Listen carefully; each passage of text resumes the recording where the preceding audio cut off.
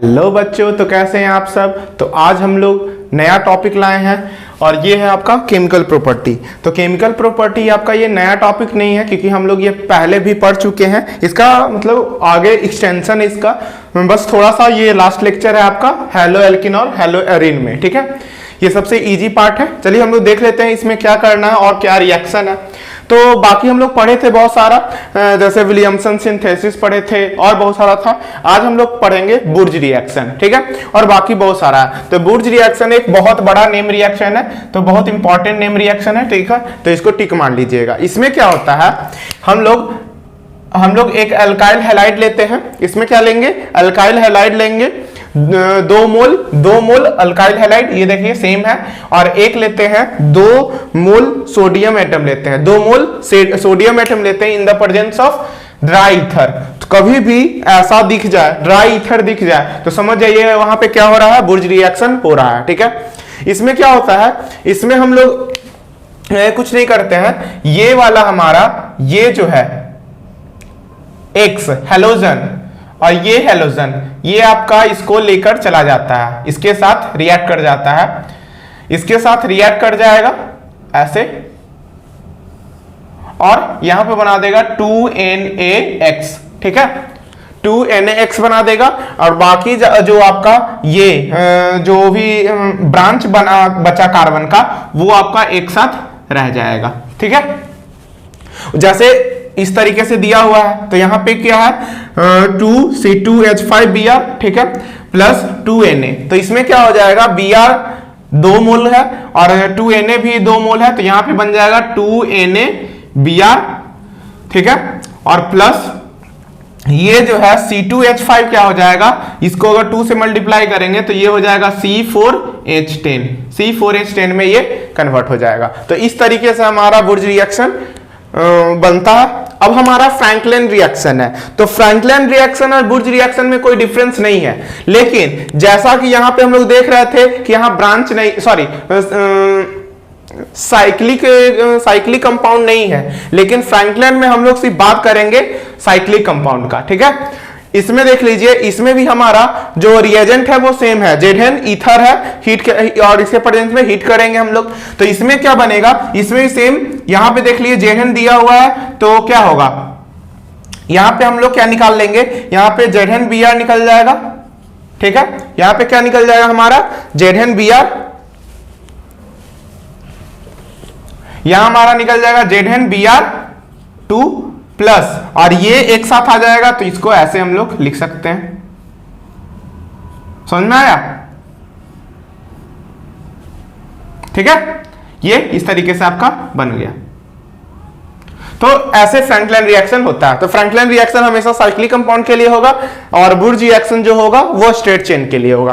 अब हम लोग पढ़ते हैं अराइल हैलाइड। अराइल हैलाइड के बारे में पढ़ेंगे कि उसका केमिकल प्रॉपर्टी क्या होता है। तो अराइल मतलब आपको पता होना चाहिए, जिसमें बेंजीन का काम हो, सिर्फ बेंजीन जिसमें रिएक्शन करे, उसको कहते हैं अराइल। हैलाइड मतलब हेलोजन, जहां पे हेलोजन आता हो, सिंपल। तो ये रिएक्शन हमारा सबसे इंपॉर्टेंट होता है, मतलब अब जो भी रिएक्शन पढ़ेंगे नेम रिएक्शन टाइप का होगा और वो काफी इंपॉर्टेंट होगा। तो पहला हमारा है फ्रॉम हेलोजिनेशन, मतलब यहाँ हेलोजिनेशन मतलब क्लोरीन फ्लोरीन ये सब से क्या करेंगे, रिएक्शन करवाएंगे। तो इसको कहते हैं फ्रीडल कास्ट हेलोजिनेशन रिएक्शन। इसको क्या कहते हैं, जब बेंजीन को क्लोरीन से रिएक्ट करवाते हैं AlCl3 और FeCl3 के प्रेजेंस में। ये आप लोग को सुबह में याद करना होगा, सुबह में याद करिएगा। इसको हम लोग क्या कहते हैं, फ्रीडल कास्ट हेलोजिनेशन रिएक्शन। तो इसमें हमारा प्रोडक्ट क्या बनेगा, इसमें हमारा प्रोडक्ट बनेगा आपका ऐसे, यहां पे हमारा बन जाएगा एक क्लोरीन लगेगा और ये निकल जाएगा HCl। ठीक है, यहां पे क्या बन जाएगा, अब आपको ये डायरेक्ट याद रखना है कि यहां पे क्या लगेगा, एक क्लोरीन लग जाएगा और यहां से क्या होता है, HCl बाहर आ जाएगा। ठीक है, अगर इसका स्टेप जानना चाहते हैं तो देख लीजिए, हम लोग क्या करेंगे, यहां से ये आपका पता होना चाहिए कि यहां पे एक हाइड्रोजन सब पे रहता है। ठीक है, यहां पे एक हाइड्रोजन सब पे रहेगा। तो हम लोग क्या करेंगे, इसको हम लोग क्या कर ले, इस साइड कर लेते हैं। ठीक है, ये बॉन्ड को उठाकर क्लोराइज कर दिए, तो ये आपका बन जाएगा निगेटिव और ये बन जाएगा पॉजिटिव, ठीक है।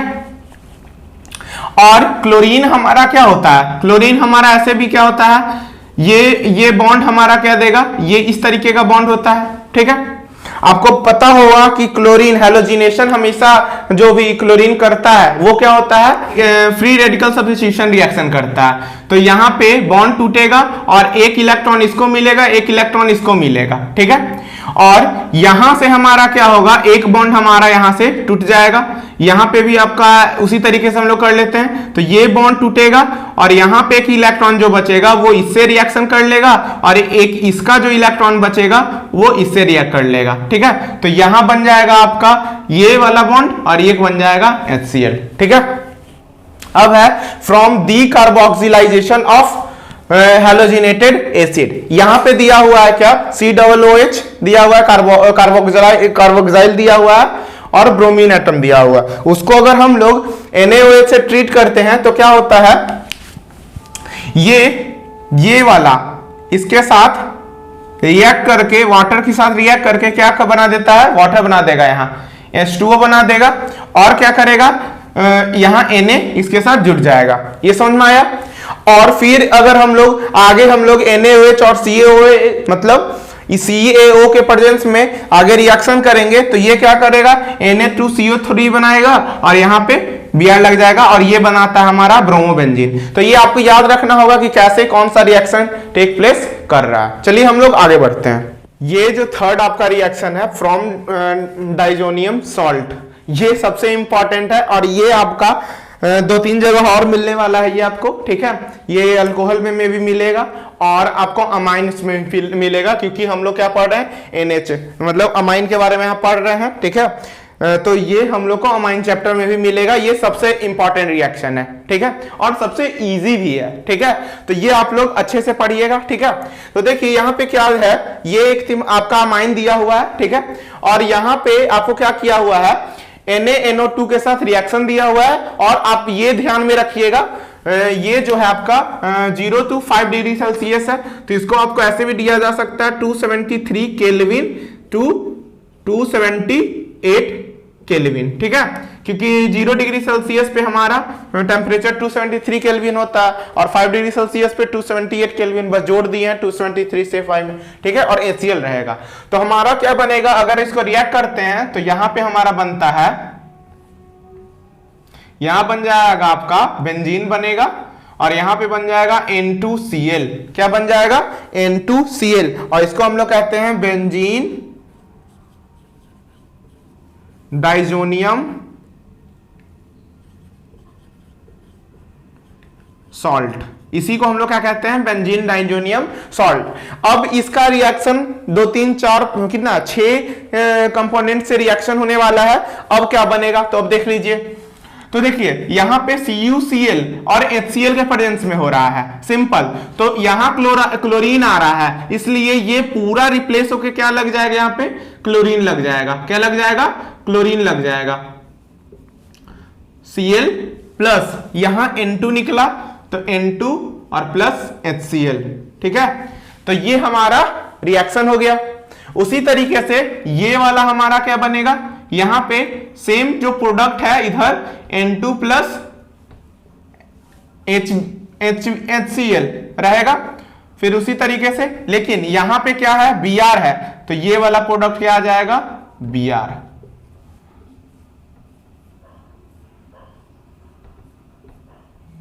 यहां पे क्या आ जाएगा, Cl।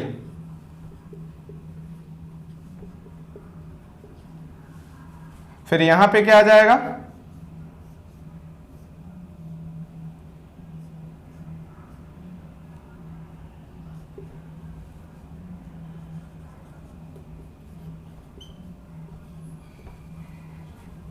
HCl। यहां पे आपको दिख रहा होगा कि आयोडीन है, तो क्या लगेगा, आयोडीन लगेगा, तो I plus N2 plus HCl। K है तो K है ना, तो K है तो KCl लग जाएगा। और उसी तरीके से यहां पे बन जाएगा आपका क्या, यहां पे फ्लोरीन है तो F प्लस N2 प्लस यहाँ पे BF3 आ जाएगा प्लस NaCl, ठीक है। तो ये आपका बनता प्रोडक्ट। तो सबसे इंपॉर्टेंट जो है वो CuCl HCl के प्रेजेंस में होता है, इसको कहते हैं हम लोग सैंडमेयर रिएक्शन। क्या कहते हैं? Sandmeyer reaction, N2 plus HCl, ठीक है। और हमारा एक और ये वाला रिएक्शन जो है उसको कहते हैं बोल्ज सीमेन, ACHEIMANN सीमेन रिएक्शन, बोल सीमेन रिएक्शन।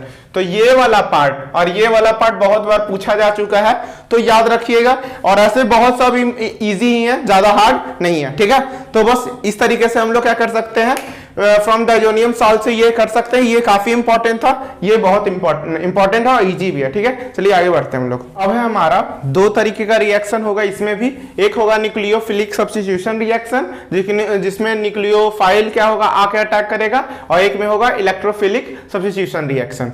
तो उससे हमें कोई मतलब नहीं, हमें बस रिएक्शन याद रखना है और इसका काम क्या है, रिएजेंट का काम क्या है वो देखना है। तो अब हमारा फॉर्मेशन ऑफ फिनॉल कैसे करेंगे हम लोग, अल्काइल हैलाइड से, डॉज प्रोसेस है। तो उसमें हम लोग क्लोरोबेंजीन लेते हैं और उसको हम लोग ट्रीट करते हैं किसमें, NaOH को ट्रीट करते हैं हाई टेम्परेचर पे। तो इसमें क्या होगा, इसमें हमारा ये क्या होता है, यहाँ पे OH जो है ये ब्रेक होगा और यहाँ पे ये ब्रेक होता है, और सॉरी OH नहीं, NaOH ये ब्रेक होगा, H ब्रेक होगा प्लस और माइनस में, और यहाँ पे ये होगा माइनस और प्लस में, और ये वाला HCl बना देगा यहाँ पे HCl, और ये ट्रीट होके यहाँ पे आ जाएगा इस तरीके से, ये बन जाएगा NaO।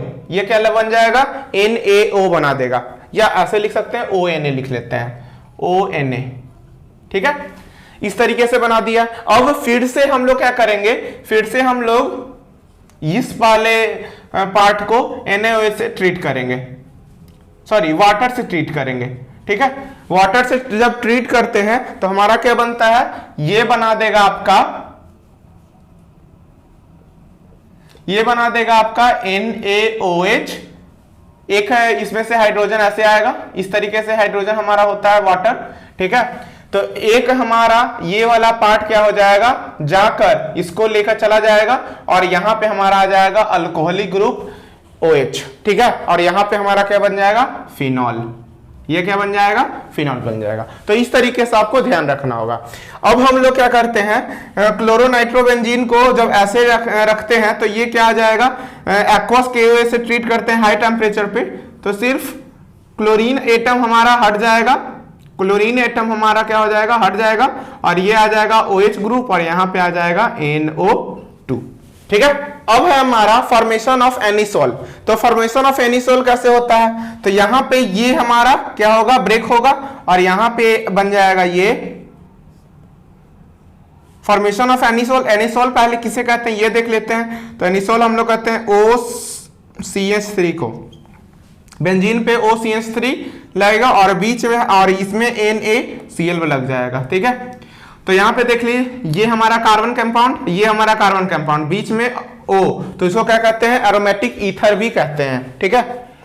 अब फॉर्मेशन ऑफ एनिलीन है। तो फॉर्मेशन ऑफ एनिलीन जो अभी हम लोग क्या पढ़े थे पिछले लेक्चर में, क्या पिछले स्लाइड में, कि डाइजोनियम सॉल्ट का ये उल्टा प्रोसेस है। देख लीजिए, ये हमारा ये बनता था क्लोरोबेंजीन बनता था, उसको अगर हम लोग ट्रीट करते हैं अमोनिया के साथ Cu2O और हीट करेंगे तो ये क्या दे देगा, 2 मोल ऑफ एनिलीन दे देगा, 2 mole of aniline plus CuCl2 plus H2O। तो ये आपको याद रखना है, ठीक है। अब है हमारा, जब क्लोरोबेंजीन को हम लोग ट्रीट करते हैं KNH2 और NaNH2 से लिक्विड एमोनिया के प्रेजेंस में, ये रिएजेंट याद रखना है। तो यहां पे आपका बन जाएगा एनिलीन बनेगा, इसको हम लोग क्या कहते हैं, एनिलीन कहते हैं। और ये या तो KCl, अगर मान लीजिए इससे शिफ्ट रिएक्ट करवा रहा है तो ये KCl देगा इससे रिएक्ट करके, या NaCl दे सकता है, ठीक है। हाँ, और सबसे इंपॉर्टेंट ये लगाते हैं, ये तो अभी पढ़ लिए, ये इंपॉर्टेंट है आपका formation of Grignard reagent. Grignard reagent आपको भी सब जगह मिलने वाला है। तो ग्रिगनार्ड रिएजेंट कैसे बनता है, तो ये आपका कोई अल्काइल ग्रुप होगा और उसके साथ MgX आएगा।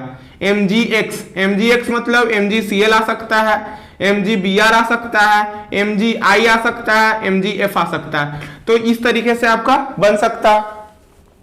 तो यहाँ पे देखिए, यहाँ ब्रोमोबेंजीन है, उसको हम लोग मैग्नीशियम के साथ रिएक्ट करवा रहे हैं ड्राई ईथर के प्रेजेंस में। तो ये क्या करेगा, MgBr बना देगा यहाँ पे, और ये हमारा क्या कहलाता है, ग्रिगनार्ड रिएजेंट कहलाता है। अब मान लीजिए लास्ट हमारा क्या है, रिडक्शन। तो क्लोरोबेंजीन को हम लोग को अगर रिड्यूस करवाना है, यहां से क्लोरीन एटम हटाना है, तो क्या करेंगे, H2 को प्रेजेंस में निकल प्लैटिनम के प्रेजेंस में हम लोग क्या करेंगे, रिएक्ट करवाएंगे, तो ये बेंजीन बना देगा और HCl बना देगा। ठीक है, तो ये हमारा इतना सारा रिएक्शन हो गया। अब हमारा 5-6 2-3 और बचा हुआ है, उसको कंप्लीट कर लेते हैं। ये हमारा सबसे लास्ट स्लाइड है। ठीक है, तो हमारा इसमें 2-3 और रिएक्शन है, देख लेते हैं। तो फॉर्मेशन ऑफ साइनोबेंजीन और बेंजाइल नाइट्राइल। तो यहाँ पे दिख रहा होगा ये क्लोरोबेंजीन दिया हुआ है, उसको CuCN के प्रेजेंस में अगर पायरिडीन और DMF के प्रेजेंस में अगर ट्रीट करते हैं, तो वो क्या बनाता है, साइनोबेंजीन या बेंजाइल नाइट्राइल, ये दोनों कहते हैं इसको, प्लस UCl निकलेगा। ठीक है, formation of benzene. Formation of benzene कैसे होता है, तो ये हमारा क्या है, बेंजाइन है, ये क्या है हमारा, बेंजाइन है। ठीक है, तो इसमें क्या होता है, इसमें हम लोग जानते हैं कि यहाँ पे एक बॉन्ड रहता है, यहाँ बॉन्ड रहता है एक हाइड्रोजन का, एक हाइड्रोजन यहाँ, एक हाइड्रोजन यहाँ और एक हाइड्रोजन यहाँ। ठीक है, तो इसमें हम लोग क्या करेंगे, इसमें हम लोग इसको प्लोराइज करेंगे। ठीक है, तो मान लीजिए कि ये क्लोरीन बाहर निकलना चाहेगा, तो ये हो जाएगा माइनस और ये हो जाएगा प्लस, सिंपल। ठीक है, तो यहां पे क्या होगा, और ये वाला बॉन्ड भी निकलना चाहेगा, तो ये वाला जो बॉन्ड बचेगा वो यहां आएगा और ये क्या आ जाएगा, ऐसे। तो ये बन जाएगा NH3 NaCl, ये जो निकल गया। ठीक है, ये वाला NaCl और NH3। ठीक है, ये वाला हाइड्रोजन और ये मिलकर NH3 बनाएगा और Na और Cl NaCl दे देगा, और ये वाला जो बॉन्ड और ये एक इधर बॉन्ड बचा, ये हमारा यहाँ आ जाएगा और ये बना देगा एक दूसरा बॉन्ड बाहर में, और यहाँ पे ट्रिपल बॉन्ड बनता है, और इसी को हम लोग क्या कहते हैं, बेंजाइन कहते हैं। उसको क्या कहते हैं हम लोग, बेंजाइन कहते हैं। ठीक है, अब है हमारा रिएक्शन विथ मेटल 2 है, जिसमें हम लोग सोडियम, इसी को वुड्ज फिटिग रिएक्शन और फिटिग रिएक्शन कहते हैं। ठीक है, तो इसमें देख लीजिए, एक हमारा क्या है, क्या कहते हैं, हेलोबेंजीन है। हेलोबेंजीन इसलिए कह रहे हैं क्योंकि यहाँ पे ब्रोमीन, फ्लोरीन, क्लोरीन कुछ भी लग सकता है, प्लस Na प्लस RX। ये क्या हो गया, X वाला पार्ट क्या है, N से के साथ रिएक्ट कर जाएगा, तो NaX बन जाएगा, और हमारा क्या बन जाएगा, यहाँ 2 लिख देते हैं, 2Na, तो यहाँ पे बन जाएगा 2NaX। ठीक है, X 2NX बन जाएगा। ठीक है, और यहाँ पे एक बेंजीन और R मिलके R बेंजीन बन जाएगा। ठीक है, और है फिटिग रिएक्शन, तो इसमें 2 मोल क्या लिए हैं, हेलोबेंजीन लिए हैं, प्लस 2 सोडियम एटम है, तो हमारा क्या बन जाएगा, X इसके साथ रिएक्ट कर जाएगा और 2 एक साथ जुड़ जाएगा, इसी को क्या कहते हैं हम लोग, बाइफिनाइल। और उसी को हम लोग, ये किसका उल्टा है, ये दोनों उल्टा है, एक वुड्स रिएक्शन का उल्टा, एक फ्रैंकलैंड रिएक्शन का उल्टा है। तो आप उस तरीके से भी याद कर सकते हैं। यहाँ पे देख रहे हैं, नया नहीं मिल रहा है, बस उसी का और एडवांस फॉर्म मिल रहा है, उसका अपोजिट फॉर्म मिल रहा है। ठीक है, अब है हमारा इलेक्ट्रोफिलिक सब्स्टिट्यूशन रिएक्शन ऑफ हेलोबेंजीन। तो यहां पे हमारा है क्लोरोबेंजीन, क्लोरोबेंजीन है, उसका हम लोग हेलोजिनेशन कर रहे हैं Cl2 और AlCl3 के प्रेजेंस में। तो यहां पे हमारा 2 प्रोडक्ट बनता है। यहां पे ये वाला जो है क्लोरीन यहां पे आके लगेगा ऑर्थो पोजीशन पे। हम लोग जानते हैं, पोजीशन याद रखिएगा बेंजीन में, ये दोनों पोजीशन हमारा क्या करता है, 1 2 3 4, ठीक है, 5 6, तो 6 वाला पोजीशन तो रहेगा। 1 और 5 को हम लोग कहते हैं ऑर्थो पोजीशन, और 2 और 4 को हम लोग कहते हैं पारा पोजीशन, सॉरी पारा नहीं, मेटा पोजीशन।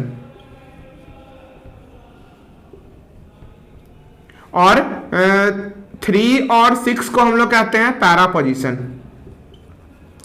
तो पैरा पोजीशन पे कोई भी जो एटम आता है वो क्या होता है, मेजोरिटी, सबसे ज्यादा बनता है उसमें, ठीक है, वो ज्यादा स्टेबल होता है, ठीक है। तो यहाँ पे क्लोरीन रिएक्ट करेगा तो यहाँ पे क्लोरीन आकर लगेगा, तो ये बनेगा माइनर जो ऑर्थो पे लग रहा है, और पैरा पे जो लगेगा वो मेजर प्रोडक्ट बनेगा। उसी तरीके से इसको हम लोग थोड़ा सा ये कर ले, तो ये CH3Cl LCl3 के प्रेजेंस में तो ये ब्रेक होगा, तो ब्रेक होके हमारा बन जाएगा ये CH3 यहां लग जाएगा, और ये HCl बनाता है, इधर एक साइड प्रोडक्ट बनता है HCl भी।